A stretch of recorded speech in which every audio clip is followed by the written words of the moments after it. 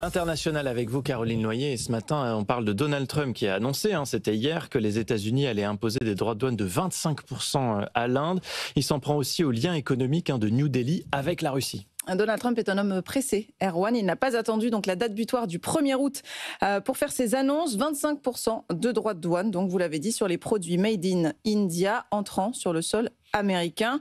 L'explication à cette décision, il la donne sur son réseau social. Nous avons un déficit commercial énorme avec l'Inde, écrit-il en lettres capitales. Il faut donc rééquilibrer les choses. Les frais de douane indiens sont parmi les plus élevés au monde. C'est pour ça que nous faisons peu d'affaires avec New Delhi, ajoute le président américain. D'intenses négociations, il faut le préciser, étaient en cours depuis avril et le fameux Liberation Day. À plusieurs reprises, un accord semblait imminent. Nous en sommes très proches, disait Donald Trump lui-même ce mois-ci. Mais tout récemment, son représentant au commerce estimait que davantage de négociations, de discussions étaient nécessaires.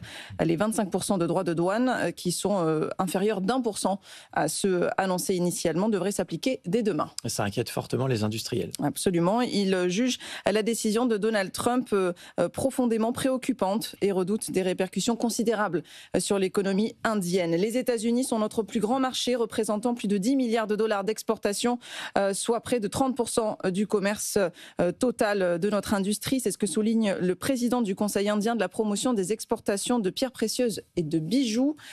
Kirit Bansali ajoute que des droits de douane de cette ampleur vont faire grimper les coûts, retarder les exportations et mettre une pression énorme sur toute la chaîne de valeur, des petits artisans jusqu'aux grands industriels. Jusqu'à présent, le taux appliqué aux produits indiens importés aux États-Unis était de 10%. Et Donald Trump veut même aller au-delà de ces 25%. Oui, en s'attaquant au lien entre New Delhi et Moscou.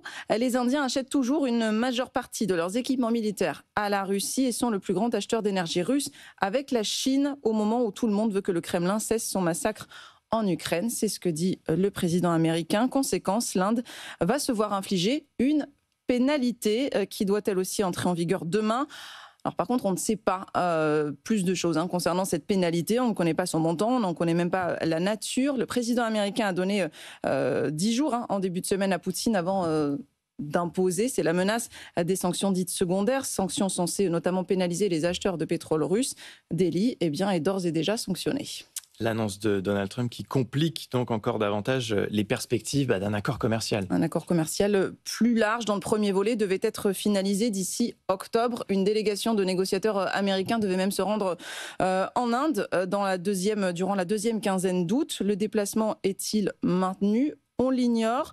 Plusieurs observateurs jugent la fameuse et mystérieuse pénalité imposée pour cause de proximité avec Moscou inacceptable. On ne peut pas dicter à un État souverain avec qui il a le droit d'entretenir des relations. C'est ce que dit un économiste d'un think tank indien. Pour ce dernier, il est intolérable d'intimider un pays pour qu'il accepte vos conditions. Aujourd'hui, c'est bien l'avenir des relations bilatérales qui est en jeu. L'International, Caroline Noyer avec nous tous les matins.